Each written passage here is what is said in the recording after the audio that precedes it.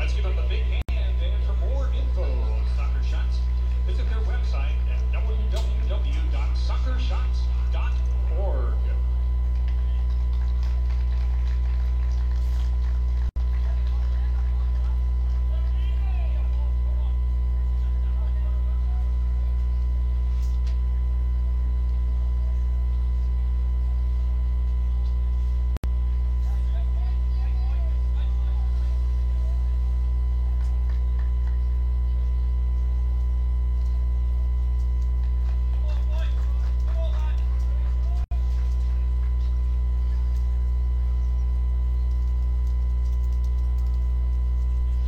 Good evening, ladies and gentlemen. Welcome to the Sportsplex at Matthews for tonight's PL National Semifinal, presented by MLS for Charlotte, between Mississippi Korea FC and your Charlotte Eagles.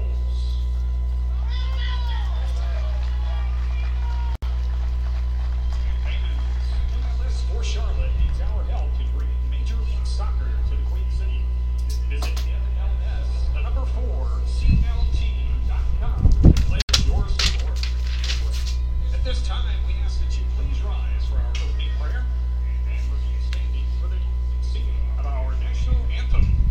Our opening prayer tonight will be brought to us by Mitch Sanford, General Manager of the Charlotte Lady Eagles. Our national anthem will be sung by Rachel Coenlow. Let's pray. Heavenly Father, thank you for this beautiful evening.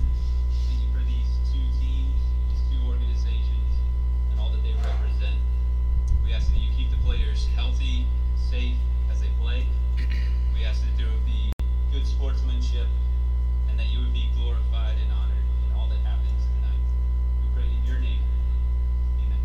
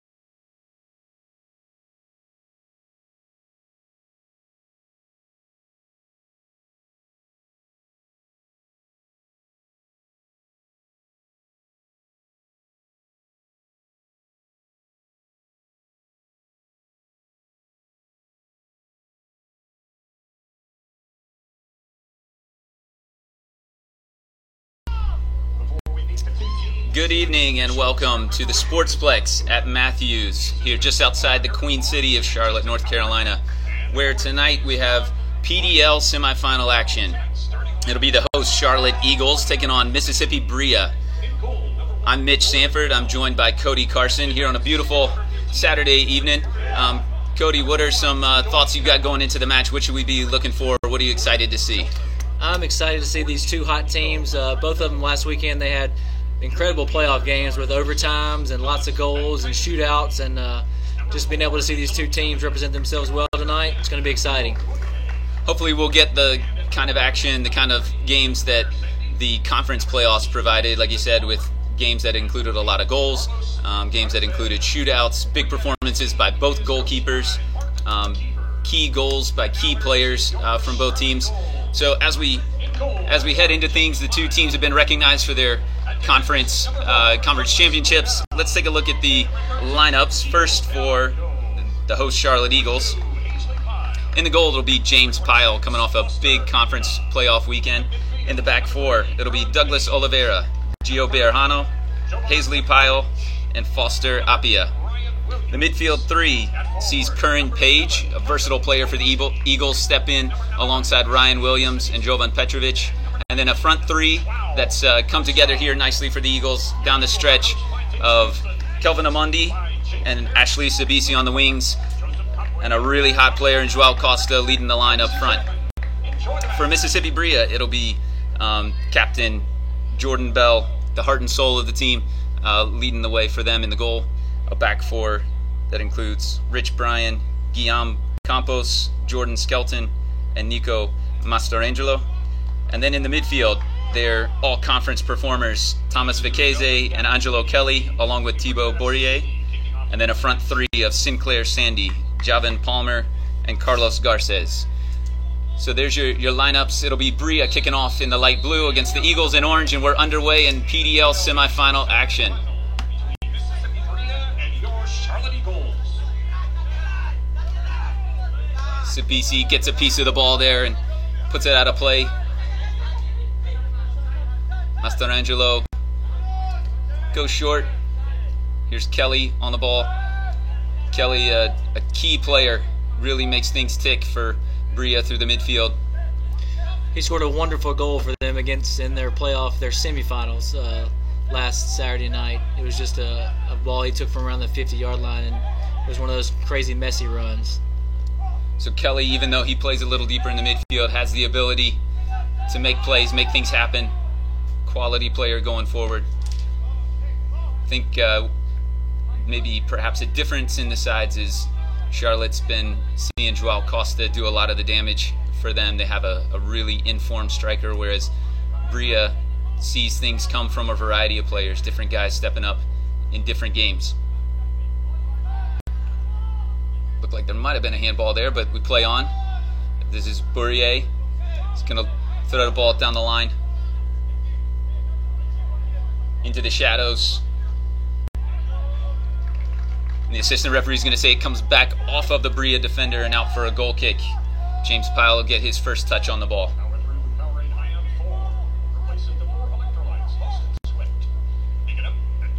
Tonight's match being hosted here at the beautiful Sportsplex at Matthews.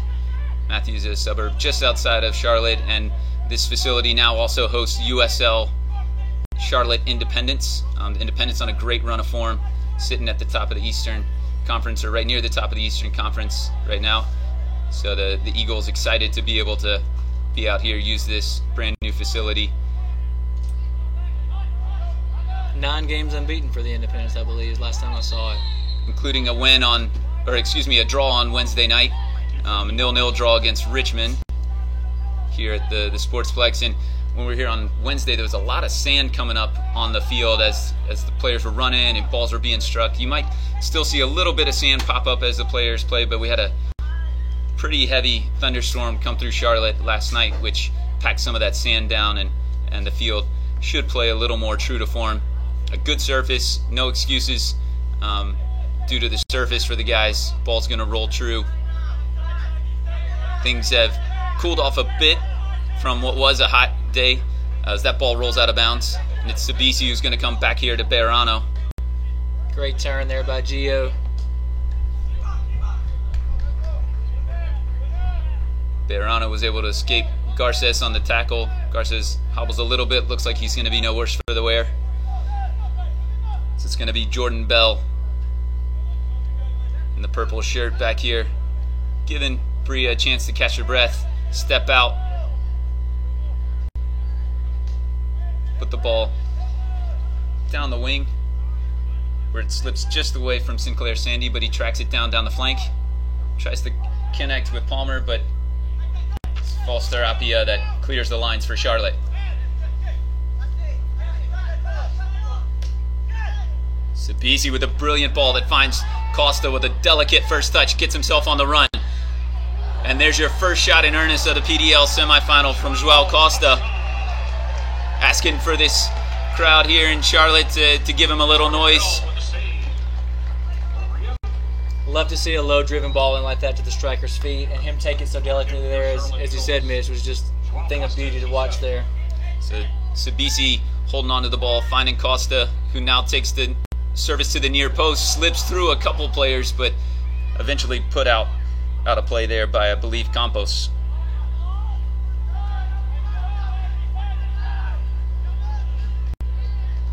You kind of feel like there might be two ways that you could play things in this situation, kind of early in the match. Be safe, be smart, not take any chances. But it looks like both teams are coming out to be the aggressor, want to play on the front foot.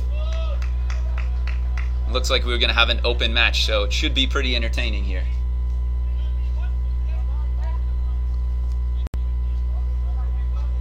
As Bria respond well to the attack from Charlotte and get the ball deep in the Eagles' final third, their final third early themselves. Mastrangelo again to take the throw in. Looking for a flick. Another shout for a handball, but none given. Kelly trying to connect. Can't play through the tight spaces. And now it's Petrovic who breaks free for Charlotte, but can only find the referee. Down the flank, low service. Cut out by Apia. That was Garces getting down the left flank. Sabisi rolls it up the line, but Skelton beats Costa to it. And the game happening up and down this left flank for Bria, right flank for Charlotte here for the last minute or two. See if Pyle tries to open things up. And he will. He'll come out to Hazley Pyle, no relation. Curran Page gets one of his first touches on the ball.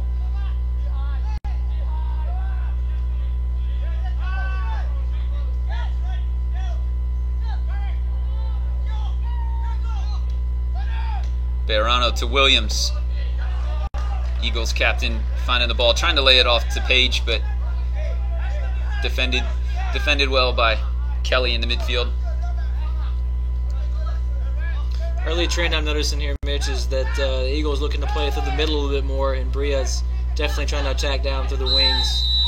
They've been utilizing the right and left side a lot, and we've seen the Eagles go through Joao Costa and Ryan Williams in the middle multiple times as well. Sure.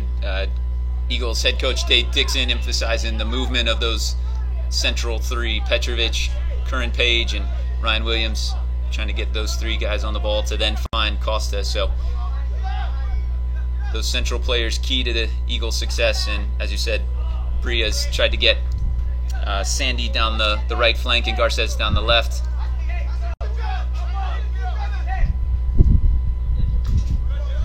Attacked well by Joe Bejarano. Wins that header off the throw-in.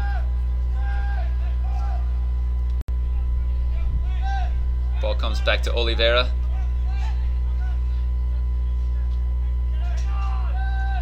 And the Eagles will start again. Once again, the soccer shots of Charlotte for joining the team for the walkout today. Not much in it at this point. Hard to say that in the first 7 minutes either team's established a clear advantage. Ball being played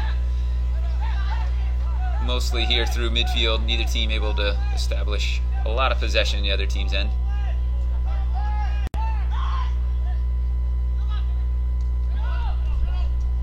like you said though earlier, Mitch, it's good to see both teams coming out, not sitting back, going for it, being aggressive. That's the kind of soccer you want to see.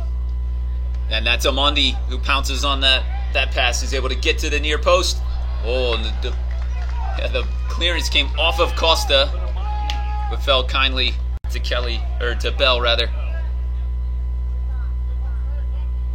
But Omondi off that left flank has license to come inside, picked off the pass there, and if he gets the ball out in front of his feet, has a lot of pace. Can be really dangerous.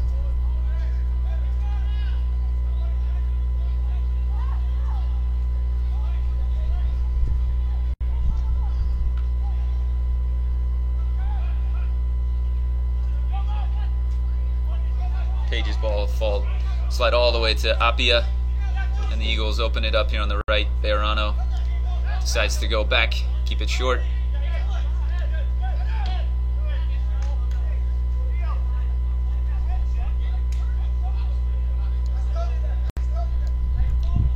Eagles head coach Dave Dixon encouraging Bejarano to be aggressive, get forward down the line. When Sabisi comes inside, so now Kelly will open things up. Give Bria a chance to get down the right flank, maybe create a 2v1. Pyle gets a piece of it, but it's retained. Now we get Vicese, an all-conference performer for Bria, on the ball.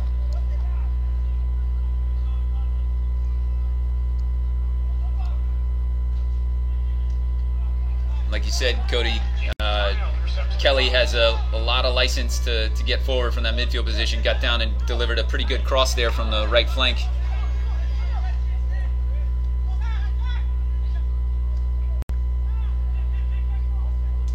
Palmer's ball deflected. Apologizing to Sandy out on the right flank. Pyle will put his foot on it and then choose to go short. Looked like he was waving everybody forward, but Douglas Oliveira kind of runs the back line back there, and I think if he asks for it, then he's going to kind of take charge maybe in those circumstances. We say that ball went out of play off Omondi, and it'll be a Bria throw.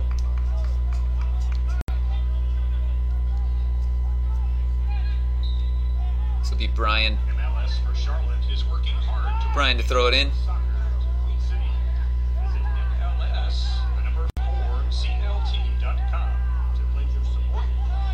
There's a good ball into feet. Found Garces in the pocket.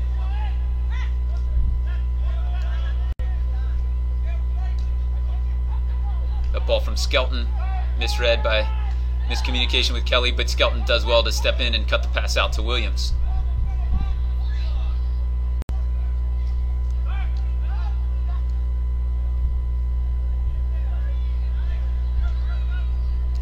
Good tracking by Sandy. Now frees up Brian down the right flank.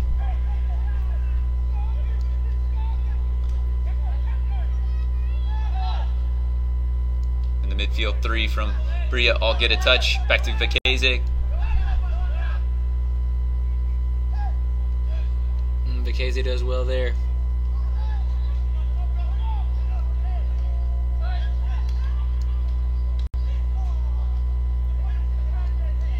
Costa does well to come back and get it. Holds it up. Now puts Sabisi down the line with a delicate through ball. And the Zimbabwean does well to keep it in play and get the Eagles out of a little bit of pressure there. It had been Bria who had been on the ball for the last couple minutes, holding possession, but now it'll be Charlotte with a chance to get forward.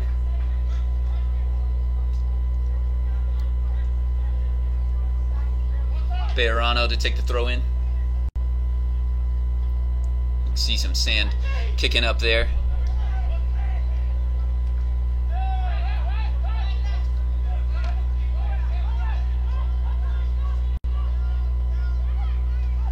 Omondi tackled by Rich Bryan, who gave up on it there. I think maybe assuming it was going to be a goal kick, and instead concedes a corner to Charlotte. So now we'll see Bejarano and Oliveira and Apia come forward on the free kick, or on the corner kick rather.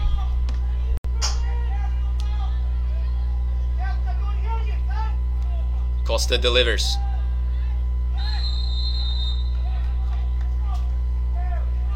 Oliveira is going to be whistled for a nudge in the back there on Skelton. Didn't seem like there was a lot in it, but the ref's going to give Bria the free kick coming out. You see that more and more these days, referees cracking down a little bit in the box on hands up on players. And maybe early in the match just setting a tone for what they'll accept on those 50-50 flighted balls.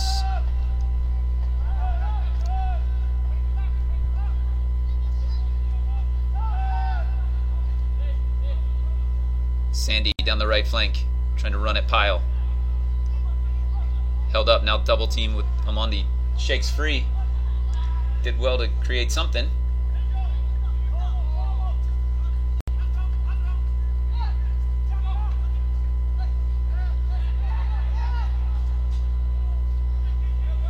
Costa is impressive with his ability to hold the ball, come back and get it. You expect him with his size to be a threat, running with the ball and getting in behind, but he really times it well and gets his body in good positions to where he can receive a ball, even though when you look at him there, he's a good 6 inches shorter and slighter than either of the center backs.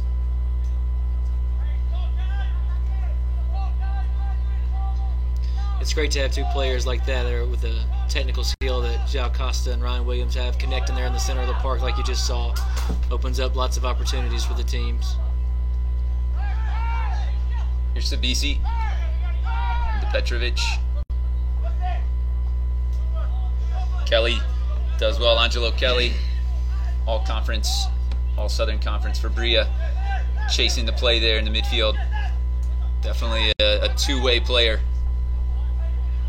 Costa tries the back heel to put Williams in, but that doesn't come off.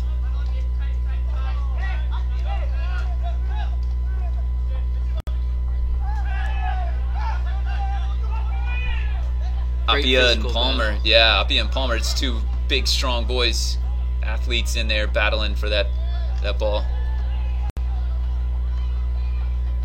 Amondi comes inside, but can't slip quite by Brian. Got the first touch inside of Campos.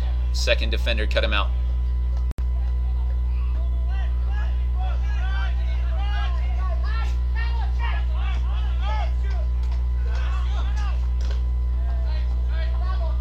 There's a hefty challenge. You might have got a little sound of that one right here underneath the booth.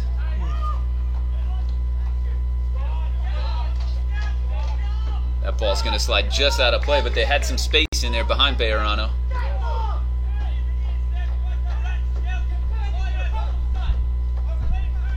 Bria head coach Mark McKeever shouting some fairly adamant instructions to one of his players, trying to get his boys fired up.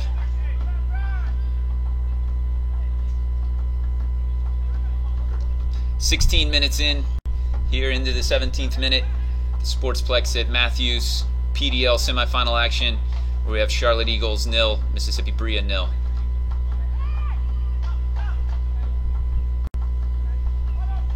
Cody, as we've settled into play, anything that stands out, any players that you feel have started to make a mark on the game? I think that as you see a lot in the modern game today, so much play goes for the fullbacks, and we're seeing that with both these teams. With Gio Barano for the Charlotte Eagles on the right fullback, and with Mississippi Bria as well. They're utilizing their fullbacks, letting them provide width, and starting their attacks from there. Yeah, both Brian and Mastrangelo have been on the ball quite a bit.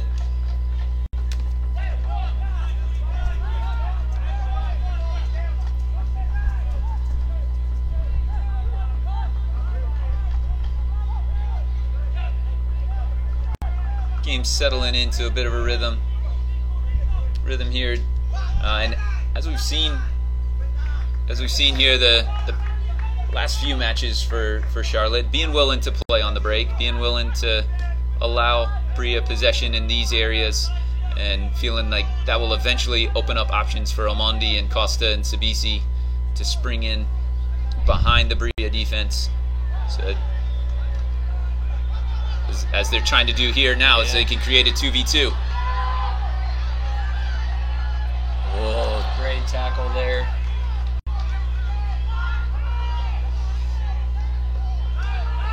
Ref allowing play to go on as Bourrier went down on the tackle. And the game picks up. The game picks up a little bit of pace there, a little bite to it. But that was a chance for Charlotte on the break. 2v2, Omondi and Costa against the center backs, and Skelton needed every little bit of his probably 6'3", 6'4" frame to get a toe on that ball that would have put Costa in right on top of Jordan Bell.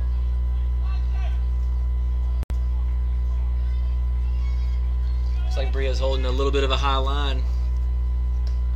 It's Curran Page to deliver. Sabisi gets his head on it, but not enough to worry Bell in the Bria goal.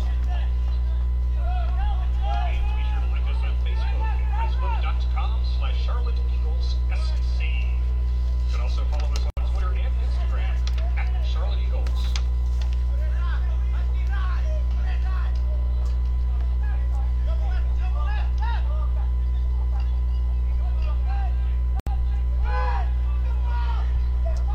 Campos goes to Vicese. A lot of international flavor to these two teams. Those two, Campos and Vicese, French connection there, and through Bria, the Eagles, a couple of Brazilians, several Africans, some Islanders. So the PDL providing a lot of players who play at maybe smaller schools, are off of the radar, for traditional radar, for being scouted as professionals. And you can see here we're in the last four of a 72 team league, and there's a large contingent of players that are at smaller Division II NAIA schools, international players who are at the top of the league, really performing well, making a name for themselves, creating opportunities as the PDL brands itself a path to pro. These guys on a great stage to be seen by MLS and USL scouts. Page now with a chance to get Bejarano down the line. Bejarano delivers to the far post. It comes to Costa, but it's just wide. There was your modern fullback, Cody, getting forward down the right flank. And that attack started on the left side there with the through ball up to João Costa, who was able to just take it, turn, drag a couple players with him, reset the ball, and get able to get it on the other side, and he was there to finish it potentially as well. So yeah, Curran Page picking out a good ball to roll into the path of Bejarano, who played a great ball behind the line of the center backs and just out of the reach of Jordan Bell, who had to just hope that Costa couldn't turn it on frame from the back post. That's an opportunity that you'd expect João Costa in his run of form to at least put on target. I agree. I think he may have been a little surprised that it got by Sabisi and both center backs, but a true goal scorer, just expects the ball to get through to him. And Costa has definitely been the goal scorer for Charlotte this year. 11 goals in the regular season, and then an unbelievable 4-goal performance against Seacoast United in the conference semifinal. Williams demanded it now to Page, swings it around to Costa. Omondi trying to put it behind the back line. Now it's Charlotte's turn to build a little momentum, play in Bria's end for a bit.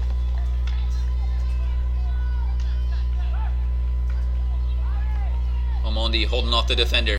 Double team now. Knocked free, but only as far as Page. Bell didn't seem too worried about it. Give it a little back pedal, but seemed confident that that floated ball was going to go a little high from Page.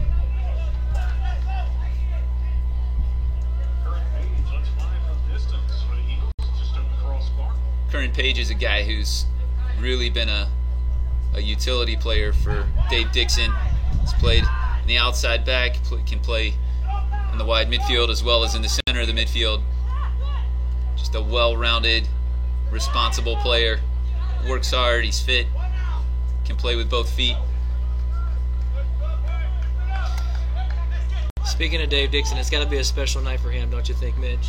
Absolutely, given his connection to both teams. Gonna fill everybody in on what makes tonight's game, besides the fact that it's a league semifinal special for Coach Dixon. As he was the inaugural, the head coach for Berea, kind of got that program off the ground before coming to Charlotte to be an assistant with the USL team in Charlotte, and then taking over as PDL coach. As you've been around Coach Dixon, both on and off the field, what are things that you appreciate about him? What do you, besides his incredible sense of humor? That's right. Coach Dixon, his intensity, along with that sense of humor, it's a good balance of the two. But as you said, he was one of the founding guys of Mississippi Berea back about 10 years ago, and it's great to see these two teams, these like-minded teams as well, come together in this national semifinal. So as much as he'll be hoping that their season ends tonight, he will be excited about the success of a club, a program that he poured his heart and soul into for several years.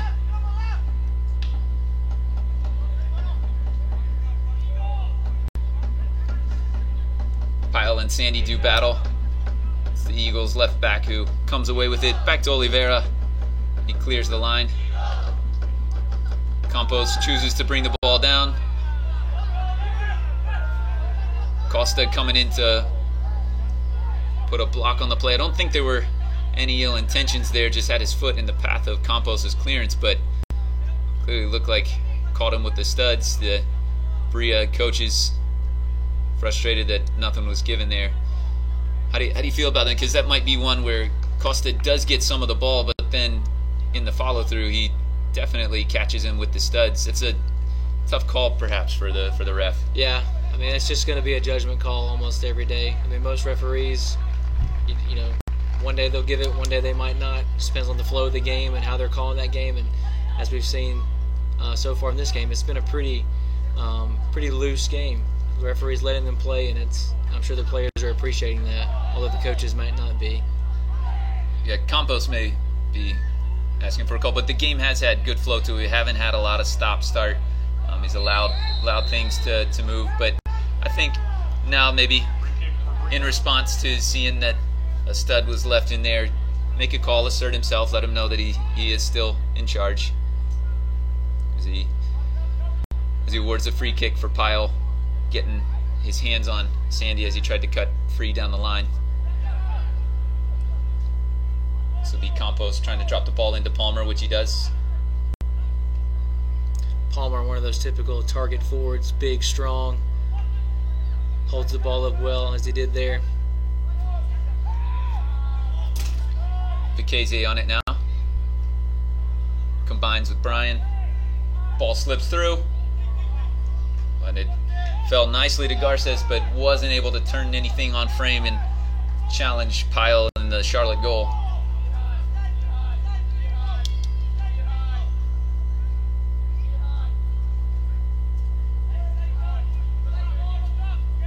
Skelton and Bell barking out orders, getting the Berea defense organized. Pyle plays long, looking for Sabisi. Ball falls to Petrovic, looking to go over the top.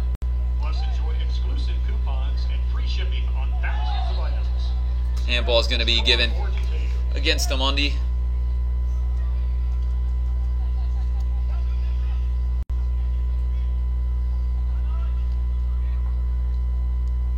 So we now enter the 28th minute of play.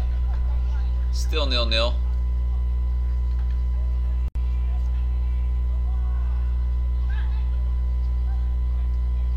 Even though the game hasn't had a goal, it has had pretty good flow. Both teams have been able to create some chances, some service. I think The shot early by Costa. Costa's had 2 looks at goal. One, a very good one early. That probably are the 2 best chances of the game, but Bria's had their fair share of crosses, just haven't been able to connect any. Yeah, I'm eyeing the battle between Sandy and Appia as the game goes on. As we've seen, Sandy's been able to get free on the right a couple of times, and Appia's been in charge of kind of keeping him in touch there. And as you said, it's been Bria trying to play perhaps a little more down the flanks, get those fullbacks on the ball, open things up, as now it's Vikese storming down the middle. Oliveira. Wow, Oliveira whistle for a foul. I think ref saying that maybe pushed him off. The tackle itself seemed to be all right, but I think a little too much with the hands afterwards. But this will give Garces a chance to deliver a ball. Skelton would look to be the obvious target on a delivery here.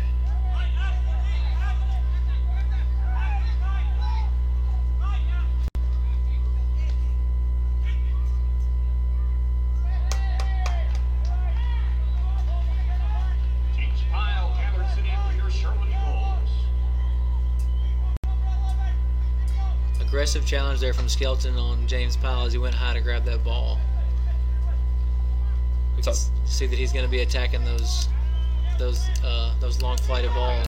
It'll probably be Oliveira that'll be in charge. I think in charge of him. Those two will probably see each other in either penalty box.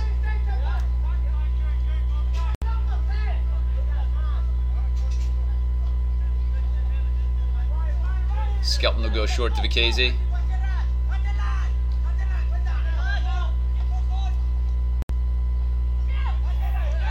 Skelton picks his head up, but only finds the backside of Vikese, and that creates a chance for Charlotte to break with Joao Costa.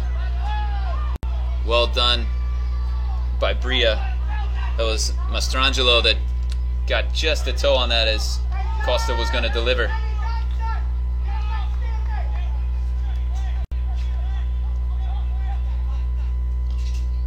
Oliveira holds the ball just a second too long, looking for movement from Omandi, but at a certain point as a center back, you can't let yourself get closed down like that. Right. Very uncharacteristic from Douglas Oliveira there. Here's a chance for Omandi to run. The Kenyan breaks free. He's in on Bell. Slips it under him, and it's 1-0 to the Eagles. Costa sends Omandi free. He slides it under Jordan Bell, and Charlotte, the home side, takes the lead 1-0 in the 31st minute.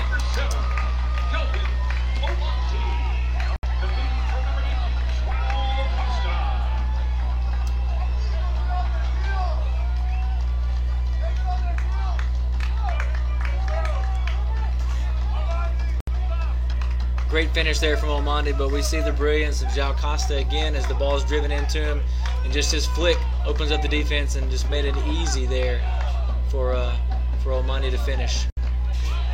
As they've been all year, Charlotte dangerous on the break, pace on both flanks, pace up top. Costa, that great first touch, and then the presence of mind to put the ball behind. And once it got in behind him and it wasn't going to get all the way to Bell, you just knew that Omandi was going to be first to it. And then it was a matter of keeping his head, and he was able to do that, roll the ball under Jordan Bell, beat him to the spot, and it's 1-0 Charlotte. And you have to say that after a good spell of play, kind of in the middle of the half, the last several minutes have started to favor Charlotte. Costa's been able to get on the ball a little more, and that goal may have been coming. Good response, though, right away from Bria as they've earned themselves a corner. We'll get to see the Skelton-Oliveira battle again. Garces to deliver, sends it, lost it to the back post. Pyle with a little bit of a drop, but able to collect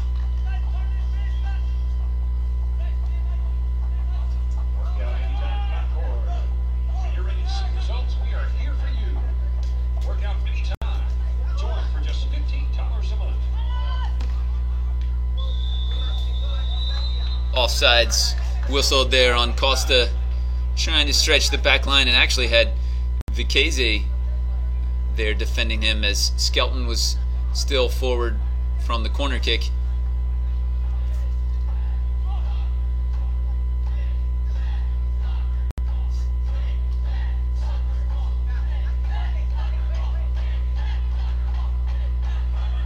We've got a kick that soccer ball chant going from the fans on the far side.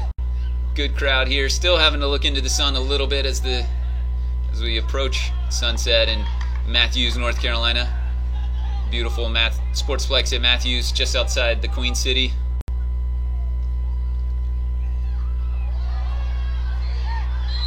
Amondi's going to be whistled for the foul there. I'm not sure what the fans were arguing about or why Amondi put his hands up. It looked like he climbed right up the back of Garces. Had his hands all over him. Or Campos, rather. Yeah.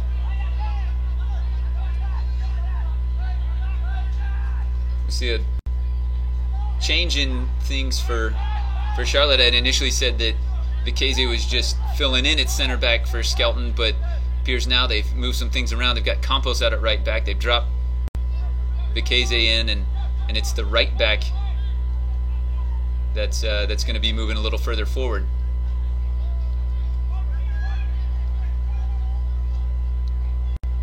Excuse me, it's Brian that's come out to left back. All kinds of changes after that goal from Mark McKeever.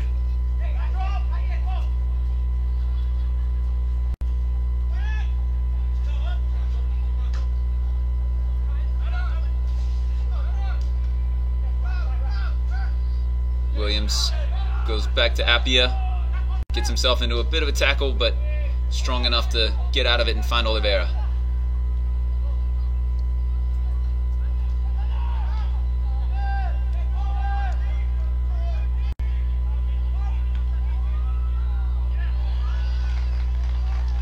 Amondi steps in there.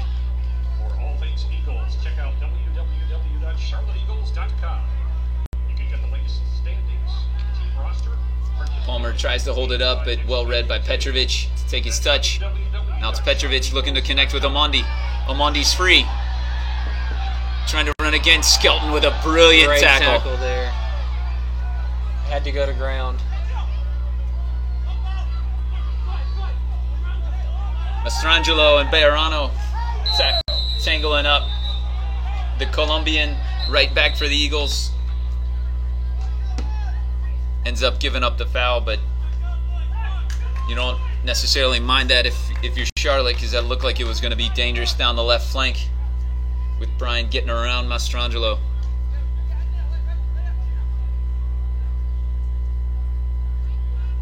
But going back to that earlier play, Amondi must have been thinking it was going to be a replay of 5 minutes earlier.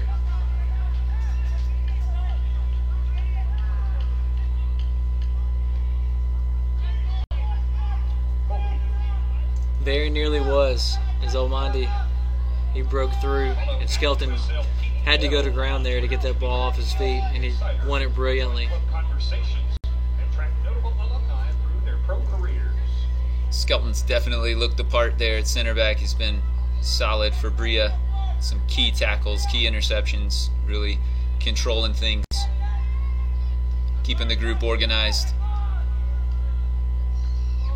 Vicese gets up well there to win that header.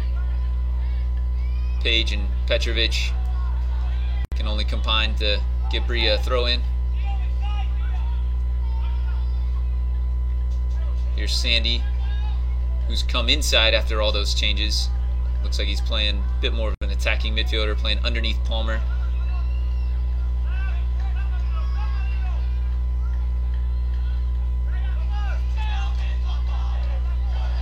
If you're Bria here, Mitch, you thinking you want to ride this out to halftime, or are you going to keep attacking for these next 8 minutes or so? I found it interesting that they moved a dynamic player like Vicese back to center back. I don't know whether they felt like he had the pace necessary to run with Costa and Amondi, but I think, that's to me, that indicates maybe a sign of just securing things in the back, get through to halftime, and then figure out what your plan is going into the second half. Another flighted ball. Pyle does really well to come out and collect that.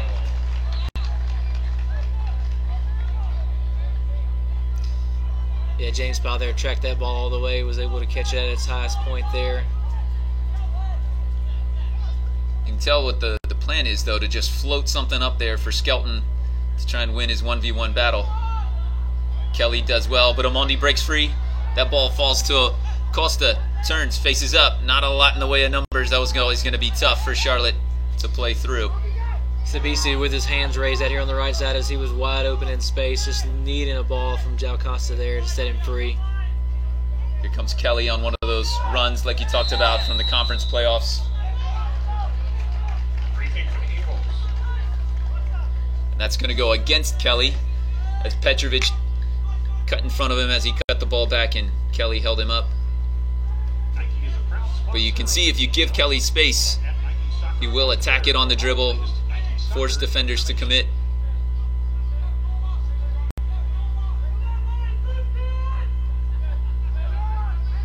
Williams coming deep.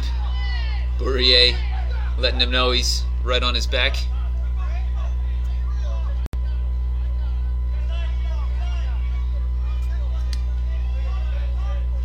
Here's Bourrier. Lucchese gets there first, finds Campos down the right side.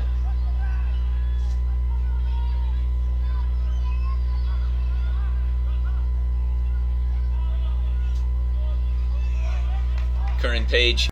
Page has done well, and that was actually Petrovic, but Petrovic and Page have done well defensively in the midfield there, I think, for the Eagles. Here's Omondi. Gets that through to Sabisi, but Kelly again cuts it out.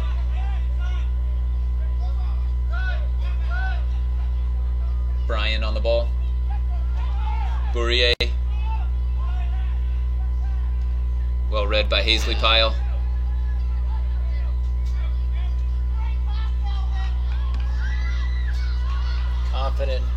Confident head back to the keeper there from Skelton. Especially with the player of Costa's pace, you got to get that right, and he did.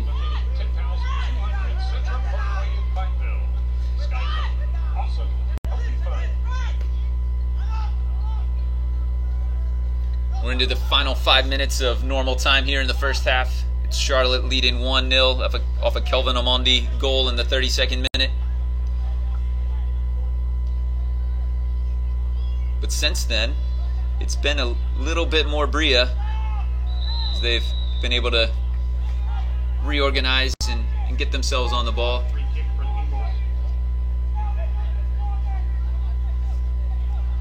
You wonder whether this is what the game will look like the rest of the way. Charlotte content to concede some possession, defend their lead, and know that they've got players like Costa and Omondi with pace to catch them on the counter. Playing a team like the Eagles is very dangerous that can break so well, because you so often it's the second goal of a game that defines how the game goes, and as Bria continues to press forward to get that goal, that break just becomes more and more lethal there for Charlotte. All year for Charlotte, it's been about getting the first goal. When they get the first goal and they make the other team chase the game, there's certainly been some nervy moments at the end of games, but they've been able to grow in their comfort of playing with the lead and knowing that they have that counterattack capacity. As here's a ball that's cut out. Mastrangelo tackled well by Appia. Bejarano tries to get down the flank. Skelton keeps it.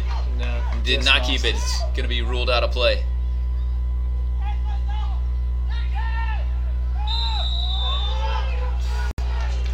Costa does win the free kick. Not sure whether that was called from the middle or out on the line, whether the assistant threw his flag up, but regardless, Costa able to latch onto that throw in and earn Charlotte a free kick. He was able to get his body in front or in between Skelton and the ball, just win that free kick. And this is a dangerous area for Ryan Williams. We've seen put a free kick in the back of the net several times this year.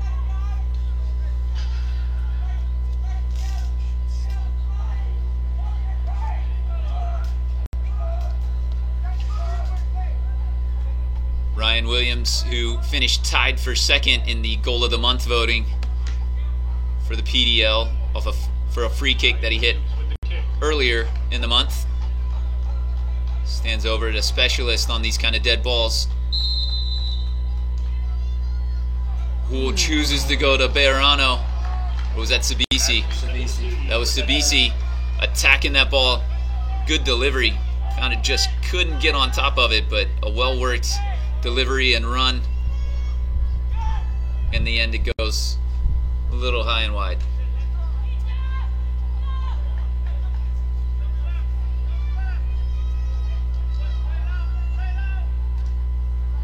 Bell puts his left foot through it. What's it with left-footed goalkeepers? I feel like there's a lot of left-footed goalkeepers these days. That's true.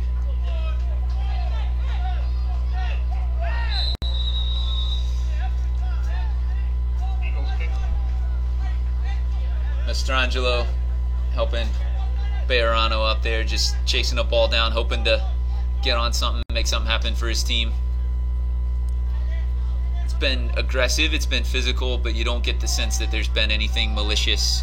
Two teams that see themselves so close to a championship match, trying to make something happen. I think there's been a good spirit to the game so far. Absolutely. And again, we see a handshake by Bejarano there against, or with Mastrangelo.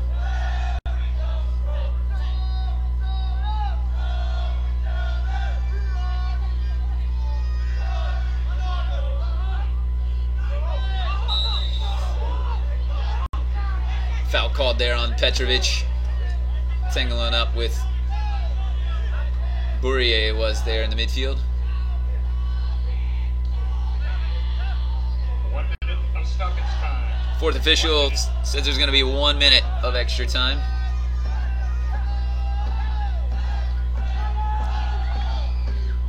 Well, Williams thought about hitting the big backside ball.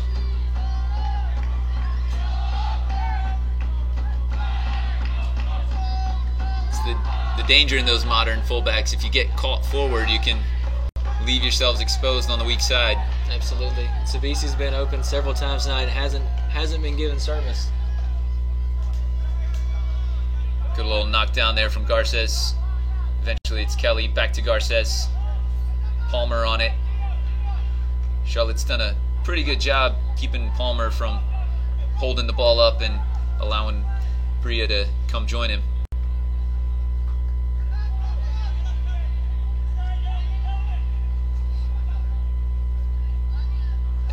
Talking with Douglas Oliveira, he actually prefers to play against a forward like Javan Palmer. Big, strong guys, because he's that kind of guy himself. It's the guys like Costa and Amondi that he worries about. So there you have it after 45 minutes of play. Tightly contested first half. Spells of possession for both teams, but in the end it's a Kelvin Amondi goal about 2/3 of the way through the half that separates these two teams in the PDL semifinal, where it's Charlotte 1, Mississippi Bria 0. We'll be back in about 10 minutes to get you going into the second half here from beautiful Sportsplex at Matthews.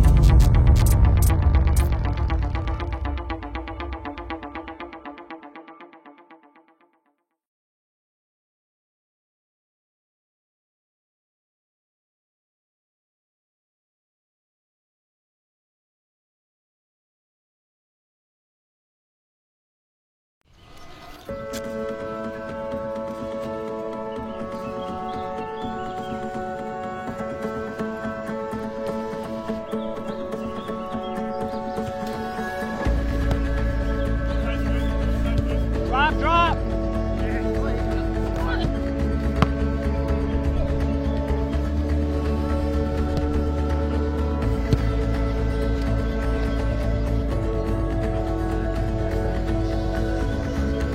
When you have a goal, you never get there alone. And we can either. Help bring Major League Soccer to Charlotte so we can all celebrate together.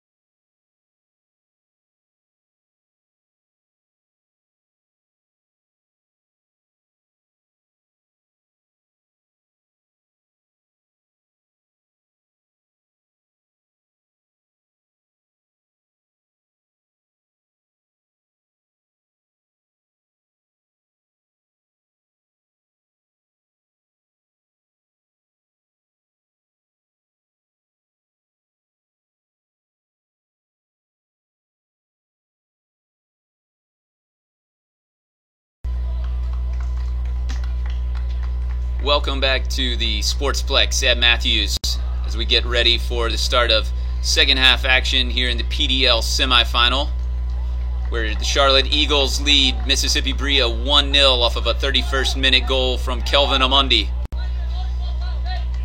As the teams prepare for second half kickoff, I want to let you know that the game tonight is being brought to you in large part through the efforts of MLS for Charlotte, a campaign here in the Queen City to help bring MLS to town. You can go to MLS4CLT.com to find out more about what it looks like to bring the MLS to Charlotte and register as a part of the group that wants to see that happen. So again, that's MLS4CLT.com to help bring MLS to Charlotte. So when you see a close-up on the sidelines and maybe you see the ball boys in the green t-shirts, they're wearing MLS for Charlotte t-shirts with the Power of the Pitch logo on the back. So we appreciate those guys and their efforts to make tonight's game possible here at Sportsplex at Matthews. As we get ready for the second half kickoff, there is one change, it looks like, for Bria. Actually, a couple changes as they chase the game now, having to make some potentially attacking moves. They've brought on, looks like, number 11, Manny Gonzalez, and number 17, Enzo Giuliani. Those two will be in the center of the midfield, along with, looks like, Angelo Kelly still in the middle of the park. See whether there's any change to the shape. There's also Marco Mastrangelo, the brother of Nico Mastrangelo, has come on up top to replace Palmer. So 3 changes at halftime for Mark McNeely as his side look to right the ship, get things going. Still looks like a lone striker for Bria, as Mastrangelo will be wearing the number 9 shirt in the number 9 position. That was Campos coming across to head that ball out of play. He stays at the right back position with Vicese and Skelton in the middle. Kelly gets up to win it well, but only as far as Petrovic. Vicese comes along with the header. Here's a chance for Mastrangelo to run with the ball. Still going. Pulls the trigger. Early confident run on the ball by the substitute.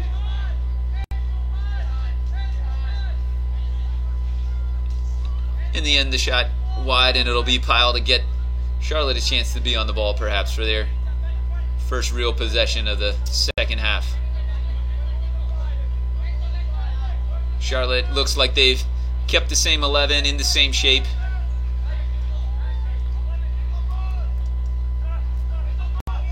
As now the shadows cover the field, Gonzalez wins the header.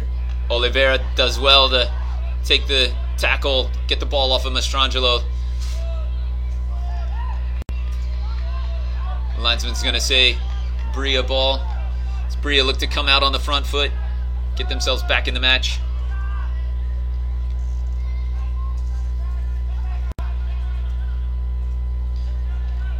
Kelly pulls down Williams. Ref's going to talk, but keep the card in his pocket.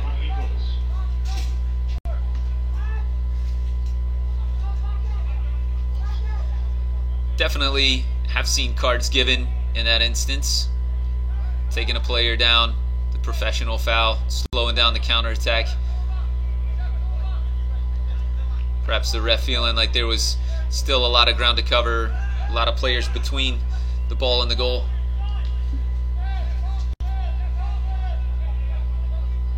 Here's Apia playing into the midfield. Petrovic lets it run, but doesn't connect. There's Nico Mastrangelo on the ball. Excuse me, that'd be Rich Bryan.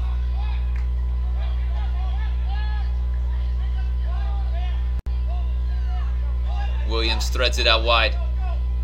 Chance for Pyle to create a 2v1 with Amondi. Good tracking from Garces. Forces them to slow it down. Amundi unable to hold on to it.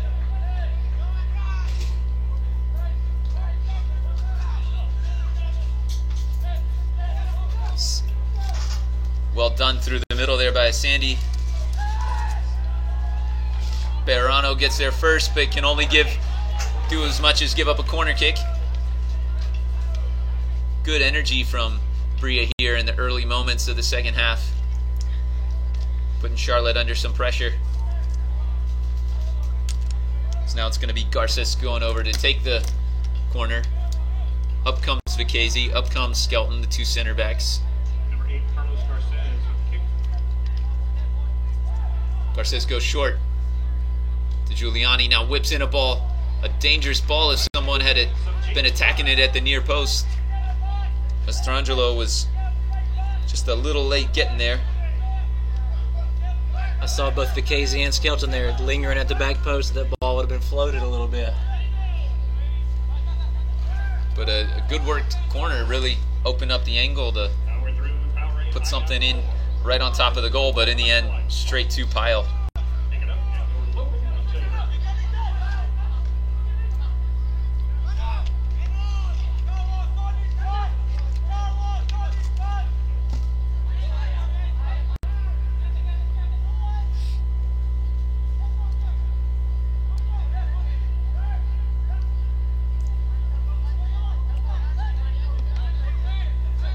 Oliveira picks his head up. Again, asking for movement.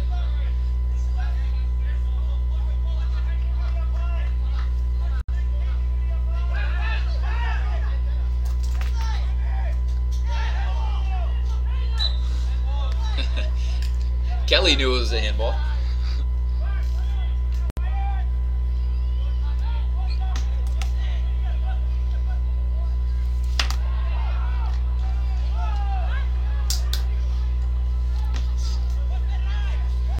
This ball will come to Garces down the right flank. Picks his head up. Looks to find, who would that have been? Giuliani coming through the middle. Falls to Sandy. In the end, taken away by Petrovic, but only as far as Vicese.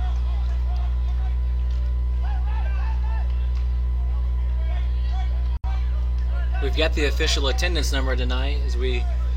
As from our seats, we can see a great crowd. The official attendance number, I've been told, is 1,112. Great to see that many fans coming out for this national semifinal in the PDL. And they're getting a good game here as it's opening up. Well struck by Costa, but right into the breadbasket. Easy collect for the Bria goalkeeper, Jordan Bell.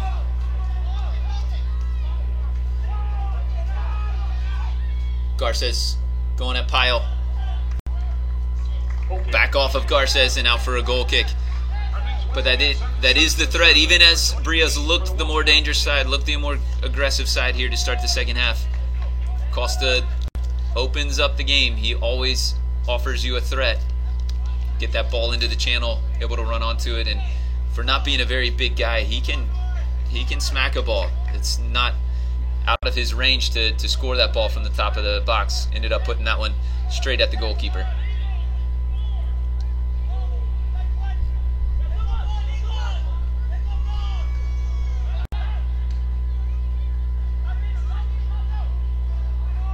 Skelton first to that. Sinclair Sandy.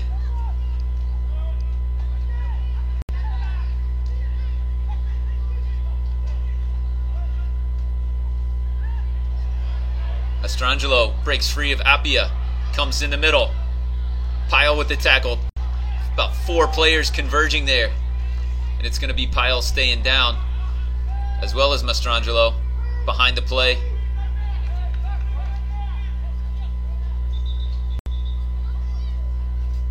Well done from Mastrangelo. The substitute, the halftime substitute, getting that ball, carrying it inside, turning Appia. And it was Pyle who came across, and it was Petrovic who came back from his midfield position to close things down. Ref telling the trainers to hang on just a second as Pyle sorts out whether he can stay on or not. Up he goes. That's good to see there for the Eagles. Pyle's been a very aggressive defender tonight. Been very confident on the ball. As we've talked about the fullbacks, he's been one of those fullbacks that have been critical in the attack, and also, as you saw there, stepping in and defending well. And now get to test out that ankle as he's on the ball.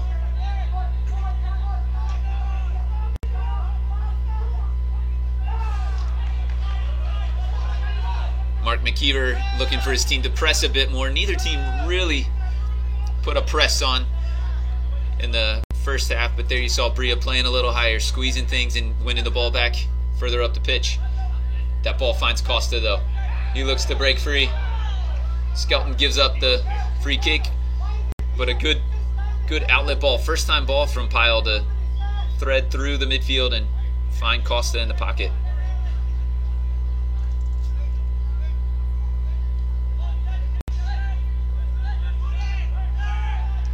Curran Page on the ball.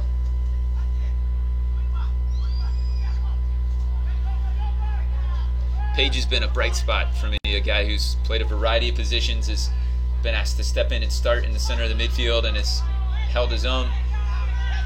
Done well for the Eagles, sitting in a deeper position, letting Petrovic play a little further forward. We just saw Mondi go down in a heap over there, and he hasn't gotten up yet as Bria starts an attack. Kenyon goal scored down behind the play, so 2 Eagles here in the last few minutes going down with apparent injuries. Pyle seems to be up and able to continue, but Amondi still on the ground, well behind the play.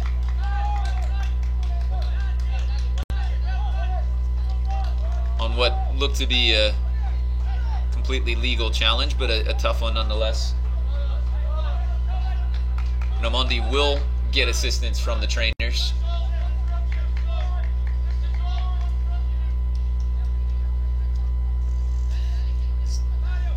Charlotte midfielders gather just to talk things through, sorting out new marks. Because again, it was Bria that made at least 3, perhaps 4 subs there at halftime, bringing on some fresh legs, and they made a difference so far.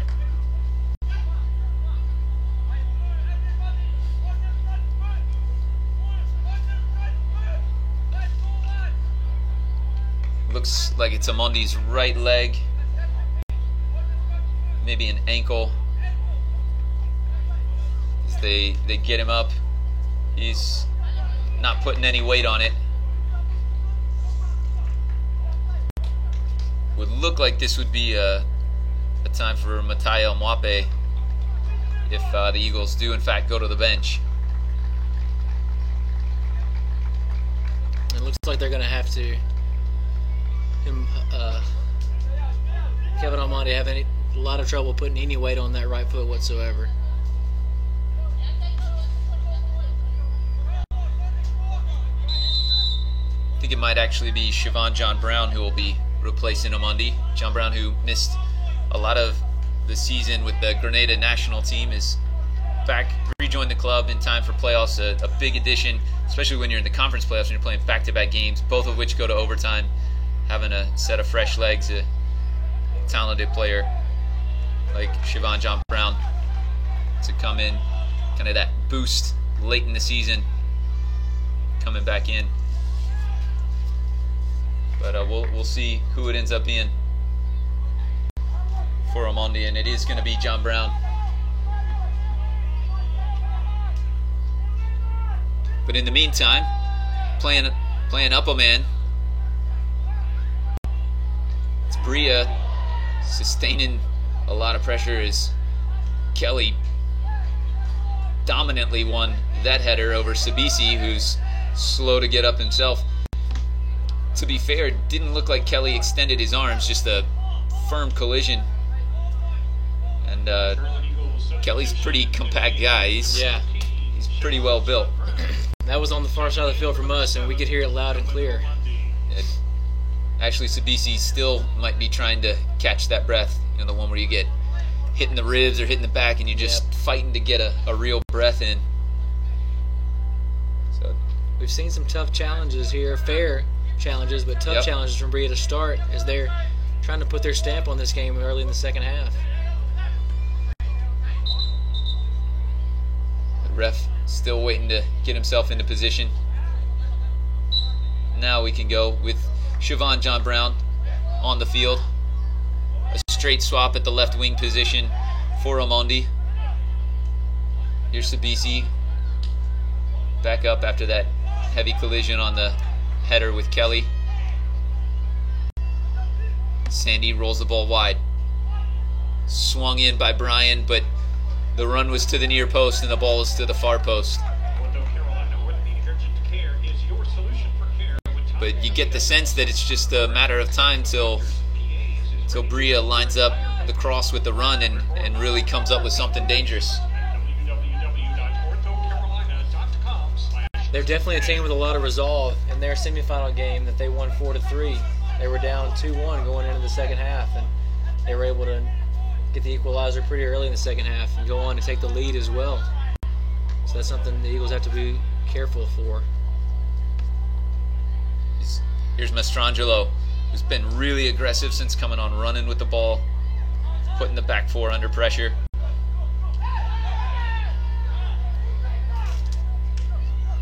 Douglas Oliveira taking exception to the challenge on Siobhan John Brown.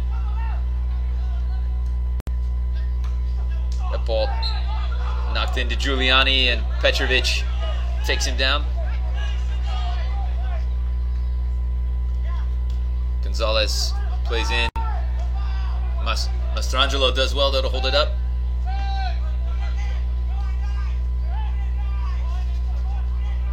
Here's Giuliani carrying the ball across the field.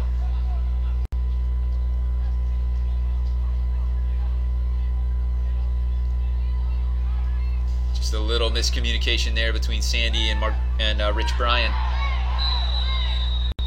The linesman spotted that one, helped the ref out.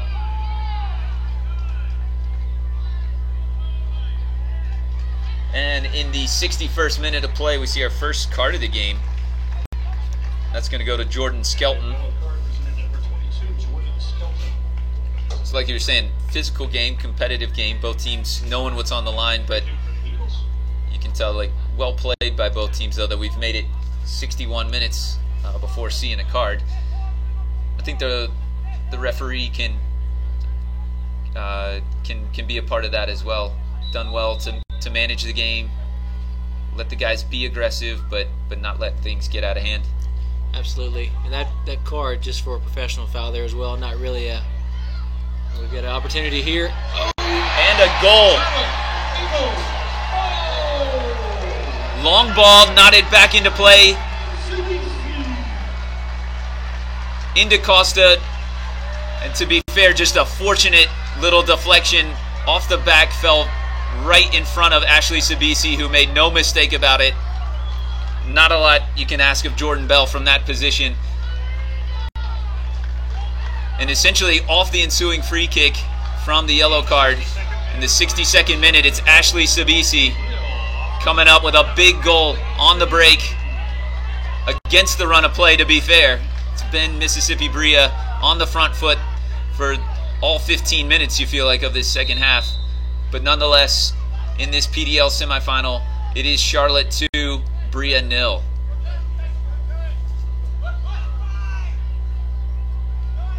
As you said, Mitch, from that ensuing free kick was where we got that goal, and that, again, just shows the influence of Jao Costa on this team, as he was the one that broke away, and Skelton had to foul to stop him from getting behind. And where do you think that leaves Brea now? Still 30 minutes, and they've looked dangerous. They've looked sharp here in the second half. So certainly, Charlotte isn't out of the woods by any means. No, and they're going to have to press. They're going to have to put their foot on the gas and see if they can get one. That's an offsides call, actually, that's given on Costa coming back to get the ball.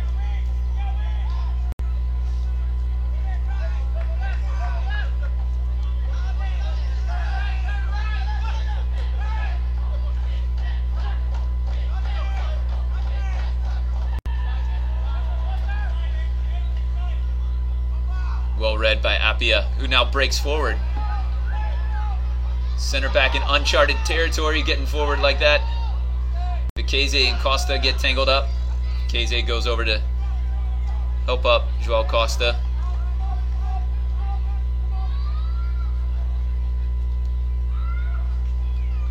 So that ball's going to come off of Bejarano and give Bria a throw in deep in the Eagles' third.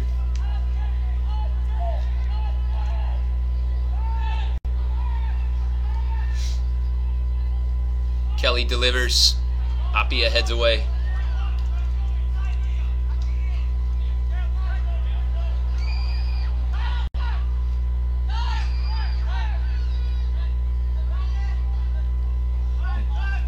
Maybe dangerous moments here for Bria if they get too aggressive, feeling the urgency that you feel like if they get caught too far forward, it's just one ball behind them and Costa's off to the races. Absolutely. That's the two-edged sword here. When you're down 2-0, you've got to press to try to get a goal, but you can't leave yourself naked in behind.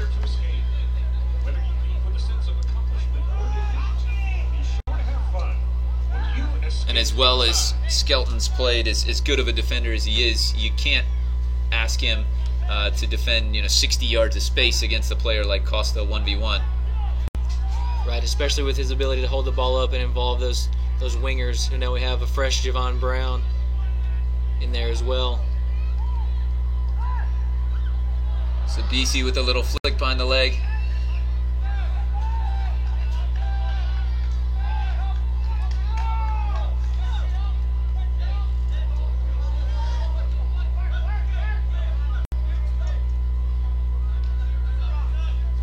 Fresh legs already on the field for Bria, so you feel like they've got guys who can just go for it, but you start to wonder about a guy like Angelo Kelly, who has just worked really hard the whole match, has been all over the field, influencing the game at both ends. Now if you're Mark McKeever, you're feeling like that's one of our best players. I got to keep him on the field, but can he actually give us what we need to get 2 goals back? Does he have that kind of legs in him?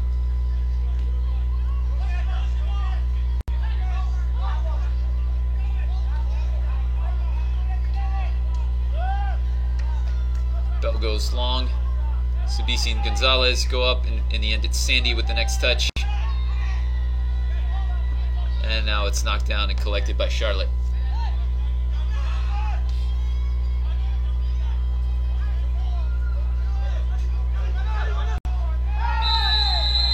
Siobhan John Brown puts his hand up.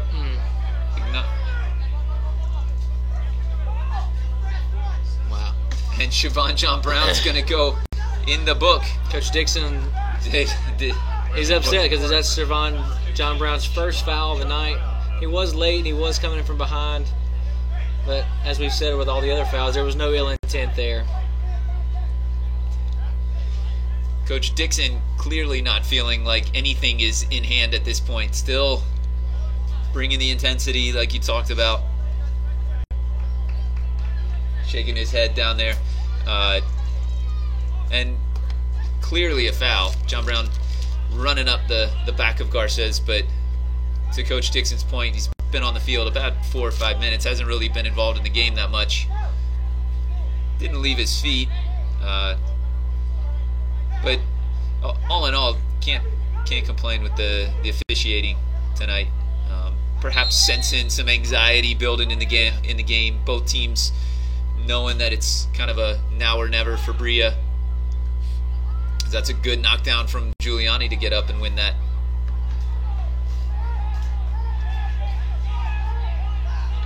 That'll be collected by one of our MLS for Charlotte ball boys. Get the ball back in play. Again, we encourage you to go to MLS4CLT.com and help bring MLS soccer to the Queen City.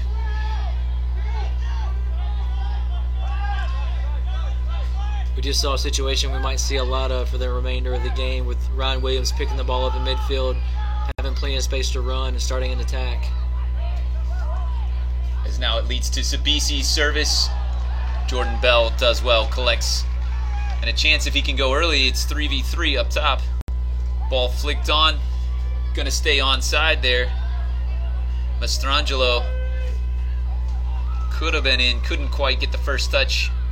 Taken down. And that's going to be called on Angelo Kelly. I think the referee's saying he didn't go straight up, came through Williams.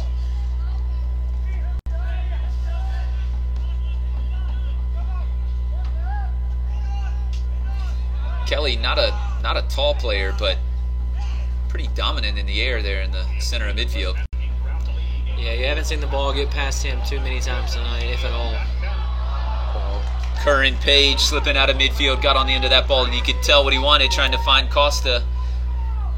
But in the end, a good touch, well tracked defensively.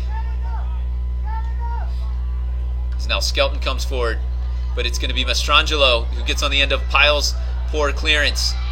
And it's going to be a goal pulled back. Skelton sent up front by McKeever. You're going to be seeing a lot of balls pumped forward, and in the end it was James Pyle, who's been brilliant for Charlotte down the stretch of the season. Hits a low clearance that gets knocked down by Mastrangelo, fights free, finds Skelton, and he was able to beat Pyle to it and put it in. And here we go, 20 minutes left. 2-1 Eagles. That goal is going to inject some livelihood and some pace and some life into this game. Douglas Oliveira claiming that he got a piece of the ball, but even if you do get a piece of the ball, that was a heavy challenge. As Garces slow to get up here off the sideline, a good couple yards off the sideline.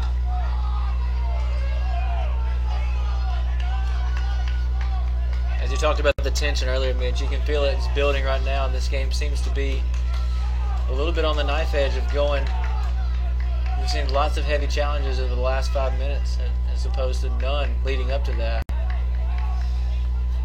Yeah, that was Eagles all-conference center back Douglas Oliveira coming in with a really heavy challenge on Garces.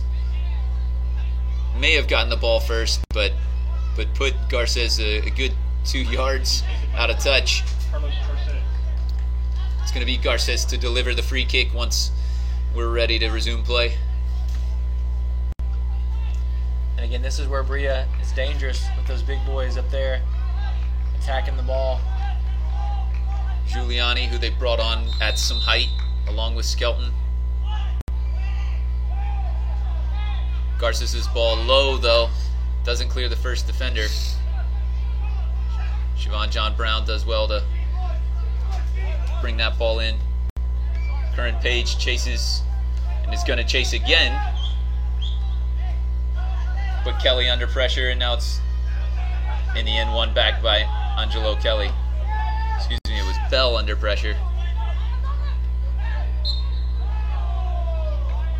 Douglas Oliveira needs to perhaps spend a little less time worrying about whether the ref's getting the calls right here and focus on seeing his defense out through these last 18 minutes. You can also follow us on Twitter and Instagram at Charlotte Eagles.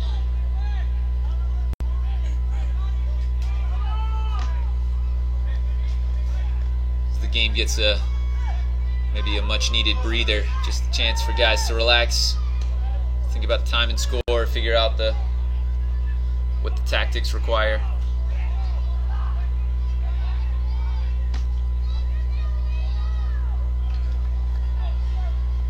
Mastrangelo getting down the left flank, was able to stay on side. Now with Skelton up top with him, maybe even a 3 front with Skelton, Mastrangelo, and Giuliani. Nevertheless, a lot of numbers getting forward for Bria. The ref gonna call Skelton for pushing Bejarano out of the way. Get your Dick's Sporting Goods scorecard fresh legs of Mastrangelo at halftime have been a key part of Bria getting back into this game. He's been relentless in his attack so far. Yeah, very different from Palmer. Wants to get the ball on the run, put you under pressure with the dribble.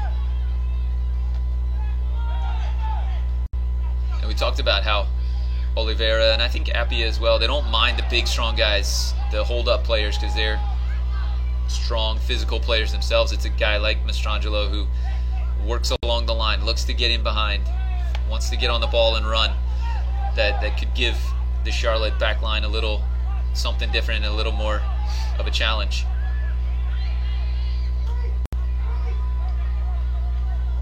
Composed from Curran Page to just see that out of play.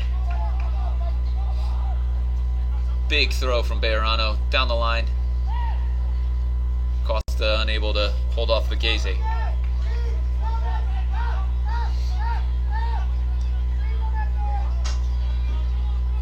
Bell goes long. Bria wins the first one. Appia gets there and puts it out of touch. But if Charlotte's going to let Bria win that first one that easily, you're going to see a lot more of this. Bria able to get numbers forward, play in their end.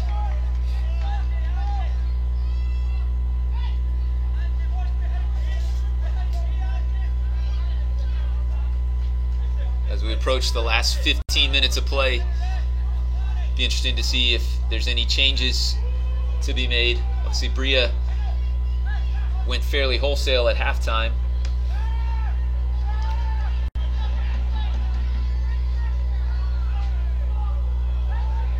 Sabisi hustling to get onto the end of it, but in the end, Rich Bryan does enough to see it out for a throw-in.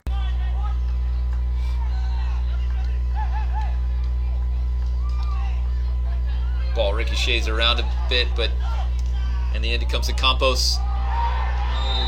And it's going to be a penalty kick awarded to the Bria, to Mississippi Bria, as Skelton goes down under the challenge of Appia. But to be fair, Appia has both of his arms extended fully away from his body as Skelton goes down in the box. I agree that didn't leave the referee much choice. The ref thought about it for a second, but in the end it was a fairly straightforward call. It's going to be Thomas Vicese, all-conference performer.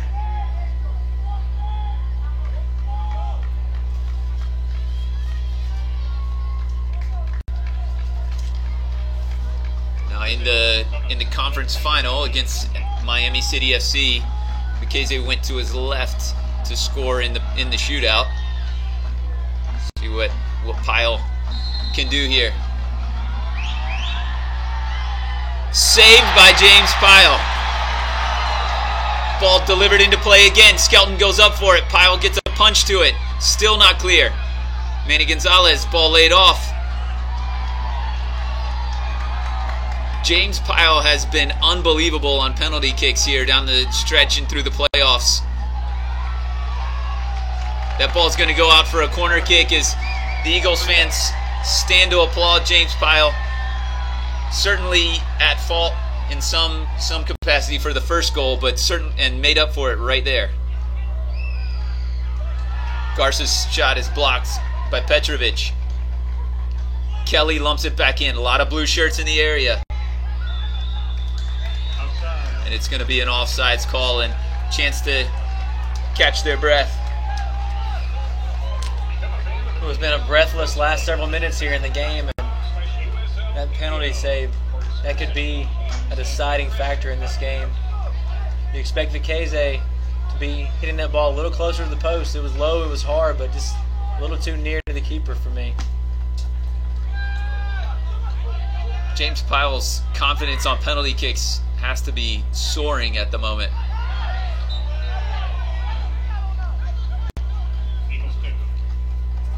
Saved a penalty in regulation against the Long Island Rough Riders, and then was able to make the stop to clinch the match in penalties as this ball comes across to Ryan Williams.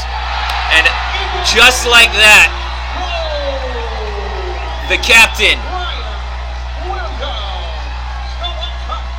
the flying Hawaiian, comes in unmarked, sneaks into the penalty box and puts the ball away.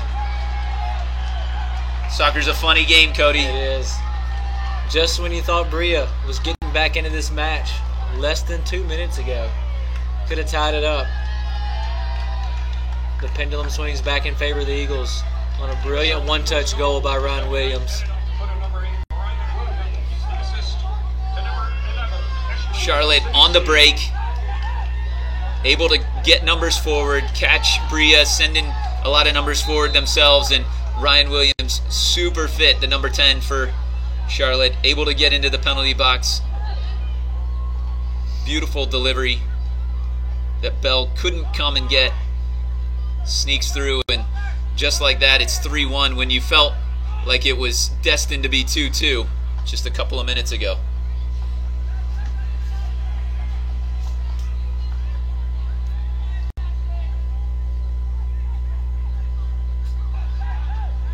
Angelo Kelly on the ball. Clever little chip, finds Brian.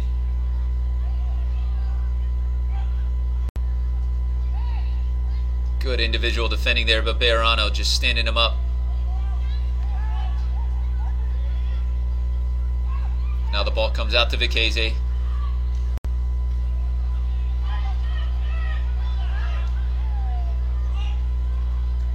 Nearly latched onto by Mastrangelo. And then sliced out of play. Now we're going to see both teams making subs. Jacob Alatorre is going to be coming on for Mississippi Bria in the number 5 shirt. It's going to be Sinclair Sandy making way. So Alatorre for Sandy. And here comes Mataya Mwape, the incredibly talented, skillful 1v1 artist for Charlotte. Going to take out Ashley Sabisi.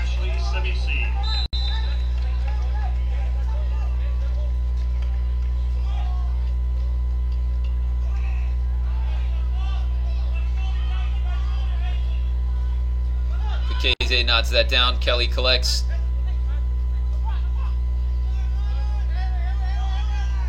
I'm a big Angelo Kelly fan. I know.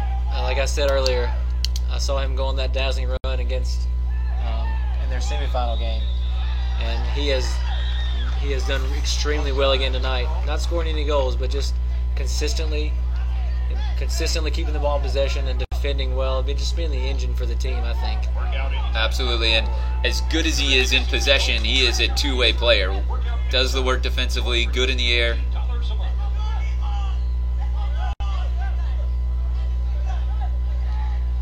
And that's one of the cool things about the PDL is, who knows, that's a guy that you might see in a few years playing with an MLS side, and you can say you saw him at the Sportsplex at Matthews, Boston midfield in the PDL.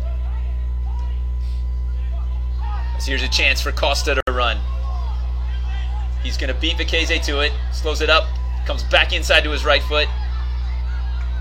Vicese does really well, though. We've seen Costa wriggle himself free and score a lot of goals that way this season. Vicese strong, quick, stood him up. As now Mastrangelo looked to get on the end of the flick. Pyle does well, controlling his penalty box. For all these Eagles, check out www.charlotteeagles.com. You can check out the latest standings, its team roster, purchase tickets, and get next game details. That's www.charlotteeagles.com.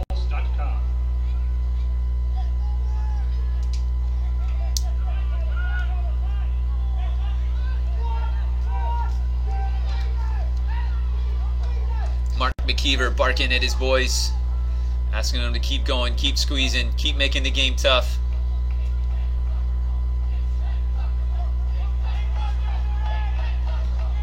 Good tackle there. Great work from a forward, working to keep play in the attacking third. You can say that about Bria, like they have not given up after going down 3-1 there. They are still pushing, still pressing. They do so through Kelly as he tangles himself up there on his own feet. Giuliani back on the ball. Doesn't quite connect with Alatorre.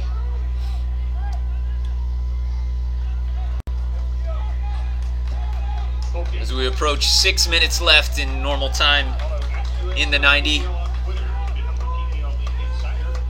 Baranio used his body there to just shield that ball out of bounds. And if I was a winger, I would hate to line up against Baranio. He is a fullback that looks like a center back with all the skill and speed of a winger as well. You've got to think that a kid like that, if he grows up in Mississippi and not Medellin, Colombia, he's playing football. Exactly.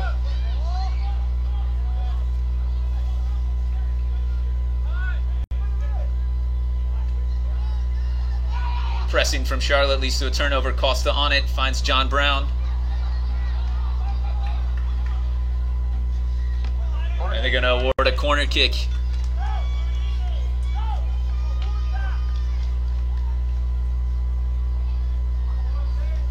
As Costa takes his time to go make the corner kick delivery. Going to have a couple more subs, or will we think we're going to wait until the next dead ball? Dave Dixon giving some instructions to Jovan Petrovic on how he wants to play through the midfield, see out this 2-goal lead for the final few minutes and extra time, stoppage time. Charlotte will keep the ball through Apia. So now it's Bejarano trying to get a run, able to turn the corner. Bell does well, knocks it down, and then eventually cleared by Vicese.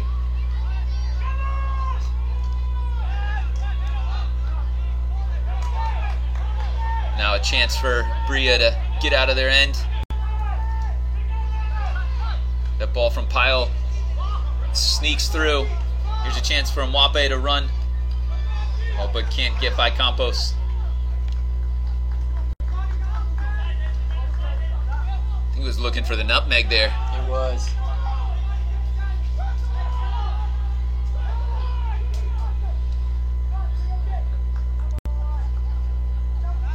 If it is the Ron Williams goal that settles this game, as it looks like it might be, I would encourage you, if you're watching on the stream, to go onto the Eagles YouTube channel and check out the journey and watch the episode where Ron Williams shares his story.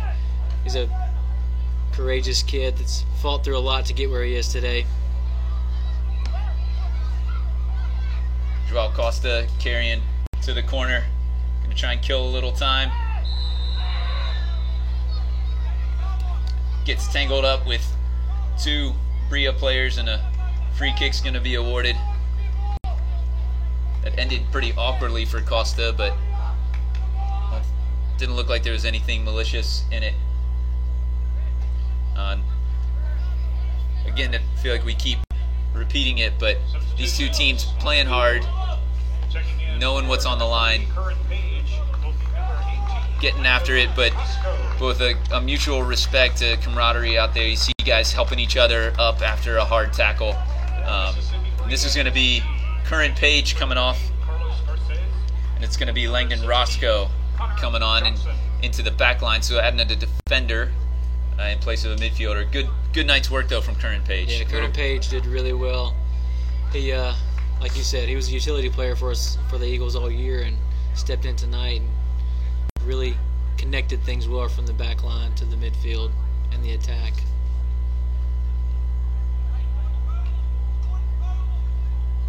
As we look to get things back into play, would stand to be a fair amount of stoppage time, you'd think. Interesting to see what we get here in a couple minutes. Here's Mwape. Dancing, nearly pulled that off to get by Manny Gonzalez. Battle with Hazley Pyle in there. It's going to be Rich Bryan winning the free kick. Jordan Bell pushing his side forward. Pings a big ball for Skelton to get underneath, and he does. Asking for somebody to gamble, run onto it.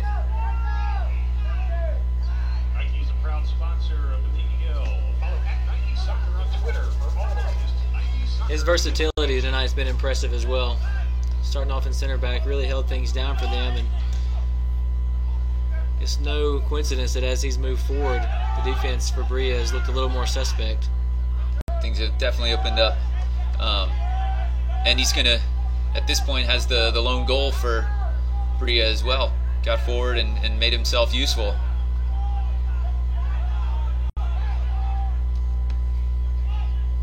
Going to be plenty of this for Charlotte to deal with down the stretch, putting bodies forward, trying to create service,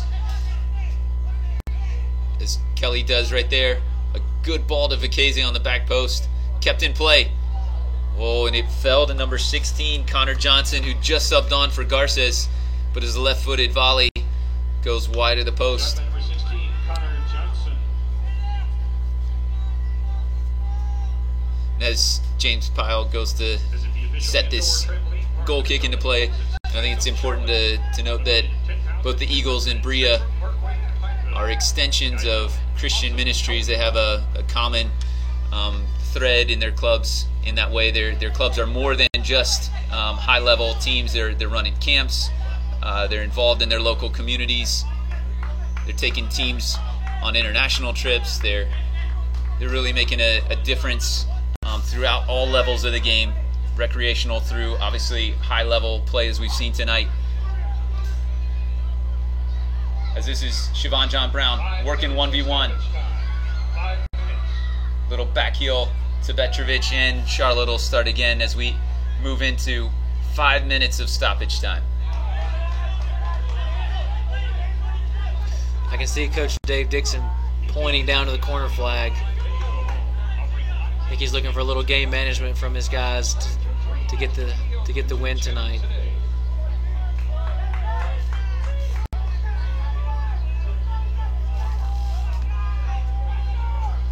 So now we move into the final few minutes for Berea to try and work some magic, and Charlotte to do probably a lot of that. Find someone who can just put the ball down the field. That's going to be a yellow card given to number 15, Rich Bryan. Really no choice there from the referee. He's got to show a card.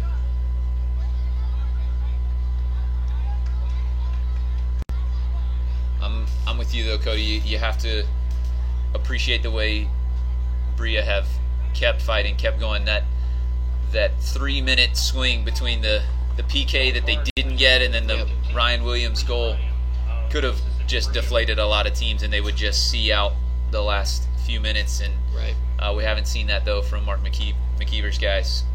Yeah, you don't get to the national semifinal by being a team that lays down when adversity hits, and we've seen Berea represent themselves extremely well in these last 10 minutes. And in asking Coach McKeever yesterday about what's led to his team's good run of form here, the quality that they've been able to put together here down the stretch, he talked about team chemistry and hard work. So you might think it was some kind of tactical nuance that he latched onto, or someone's special play, but guys just buying in, believing in each other, and then being willing to work hard for each other. And you've seen that. He also mentioned they would need a little rub of the green, as he calls it, as a Scotsman. As we see him, Mwape running 1v1, gets it on his left foot, cuts back inside, still going, lays the ball off. Joao Costa off the crossbar, and then off of, was that Jovan Petrovic in front of the goal. They're gonna say that Petrovic was in offsides position when it deflected back off him. Vicese still working hard to get on the end of the big ball.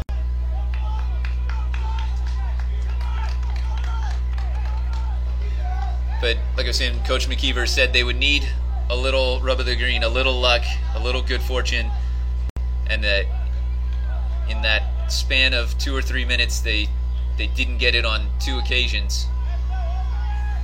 Like we said, soccer's it's a funny game. It can turn on a dime.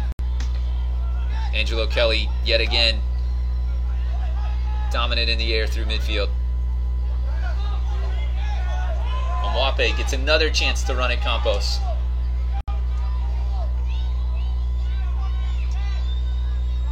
Mwape chooses to go back to Williams. And now you sense a little resignation from Bria. Yeah. We've got to be into at least the third or potentially fourth minute of the fifth of the 5 minutes of stoppage time here.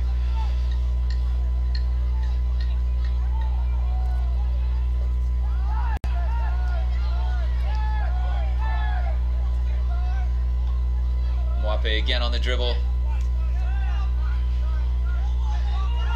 Out to Pyle. Skelton closing down.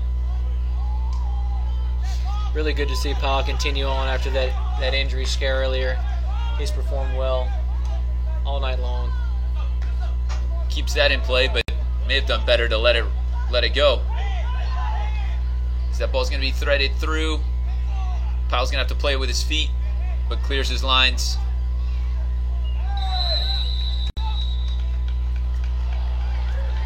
And it's going to be Mataya Mwape, by far the shortest player on the field, who I guess put an elbow out on Brian trying to win that header. Goes in the referee's book.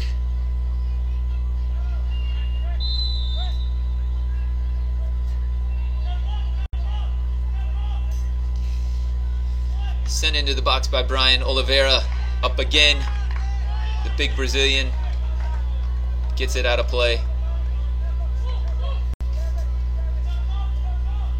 Referee takes a look at his watch as Gonzalez delivers. Bekeze can't turn the header on frame.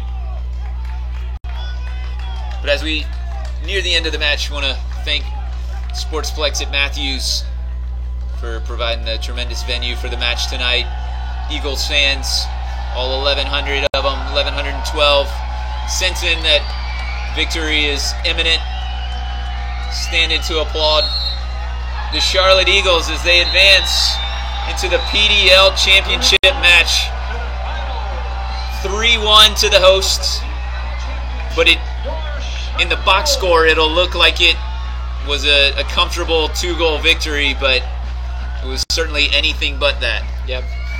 Really great game from both teams tonight, and like you said, Mitch, box score says 3-1, 2-goal advantage, which doesn't do Bria quite justice on their effort tonight. As we saw late in the second half, that the game could have easily been 2-2 and headed for overtime. So now we'll wait to see the result of the Thunder Bay Chill and Golden State the Golden State Force and Thunder Bay Chill playing in the other semifinal. And perhaps we'll get to do this again next weekend, Cody. That would be fun for the Eagles to be able to host the PDL final. But in the meantime, we thank MLS for Charlotte again for hosting the semifinals, making this possible. So encourage you to go to MLS4CLT.com and make MLS possible here in the Queen City. And we also thank again Matthews Sportsplex for providing the venue for tonight's match. Like I said, quality from both teams throughout the match. A lot of energy. Both teams leaving it on the field, but with great attitudes, mutual respect. So I hope you've enjoyed it as much as we have. For Cody Carson, I'm Mitch Sanford, and we will see you next week as the Charlotte Eagles advance into the PDL Championship match.